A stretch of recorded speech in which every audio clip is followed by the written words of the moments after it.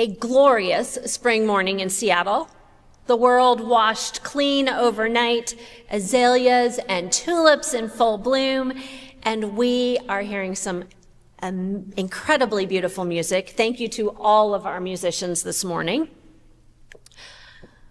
We come from all walks of life, all backgrounds and socioeconomics, and when we come in those red doors of welcome, our differences fall away, and we become, for the time we are here, a new community, gathered to celebrate Jesus' resurrection from the dead. Wait, what? Someone was dead for 3 days and they came back to life? Nuh-uh, no way. That's a miracle. Beyond a miracle. Unbelievable.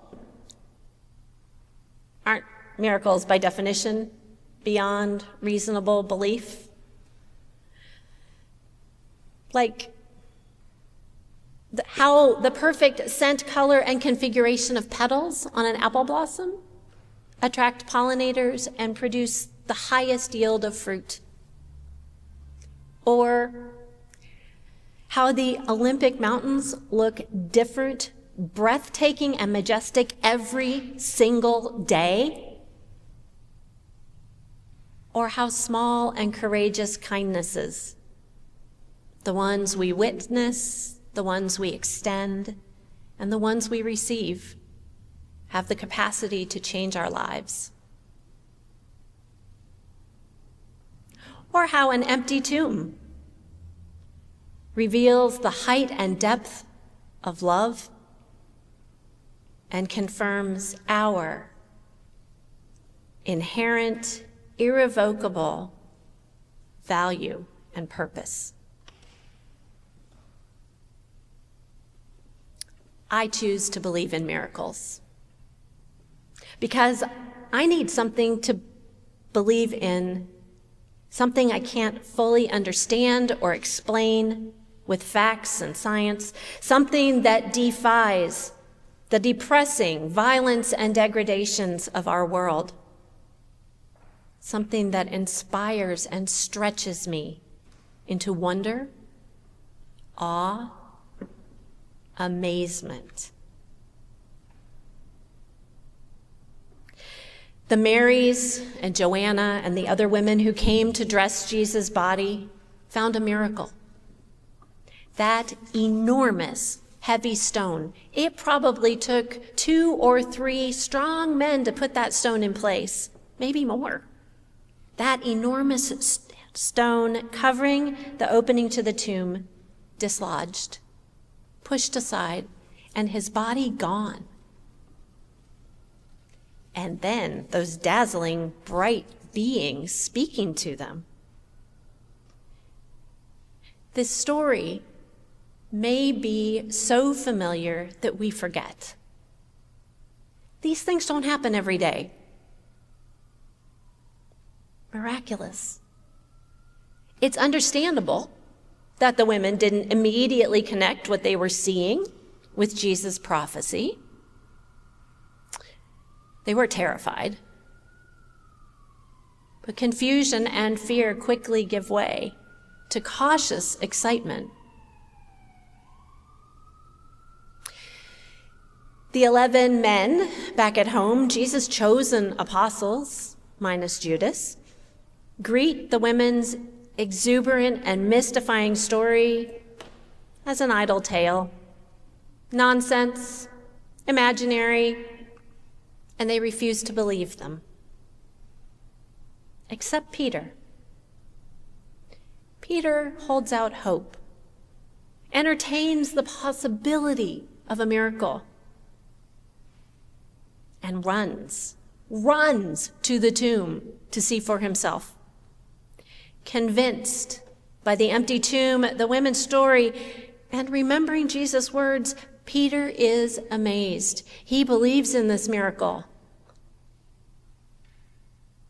Those women and men who followed Jesus, soaking up his teachings, learning his healing ways, did not realize how their lives changed on that resurrection morning.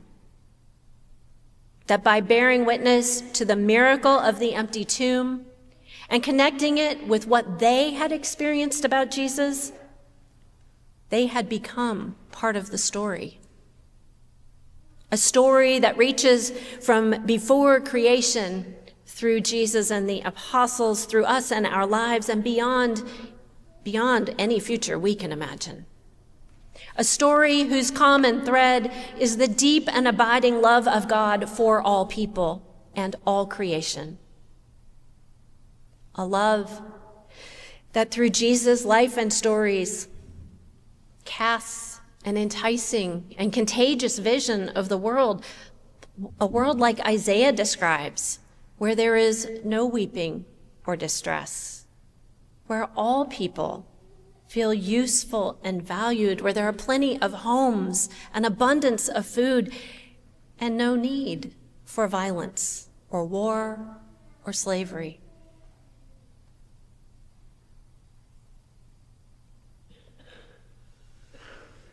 This mysterious, holy vision has been shared in word and action by people from every walk of life for the last 2,000 years.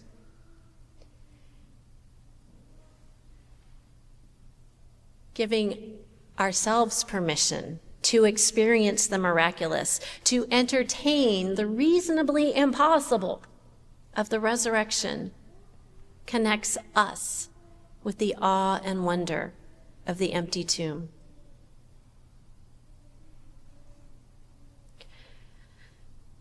Throughout his adult life, Jesus endured ridicule and challenges to his authority, his lifestyle, his teachings, to the people he invited to dinner.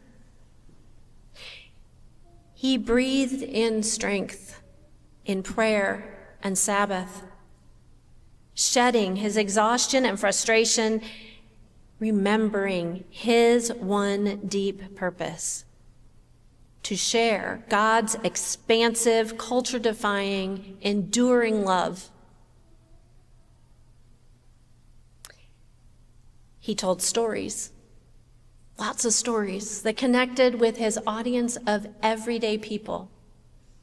He showed love through healing and acts of mercy, and he reminded his disciples, his closest friends at that Last Supper, to hold strong even when their voices shake and they are tempted to give up, to make his love known by word and action. And then he went and endured more ridicule, more disbelief, a farcical trial, an agonizing execution by the powers of the world. And through it, his love, God's love, persisted and prevailed beyond death and fear.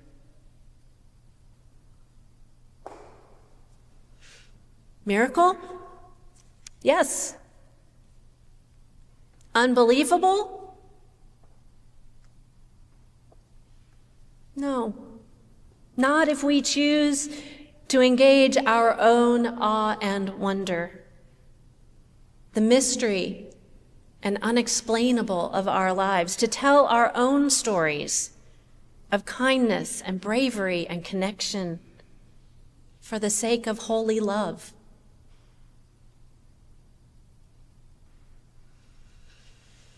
The resurrection story happens at dawn, at the beginning of the day, when the light is rosy and we are refreshed and ready. Easter is not an ending, but a new beginning, a new chapter of life to which we respond by joining our story, our lives, with the unreasonably miraculous. Alleluia, Christ is risen. Alleluia.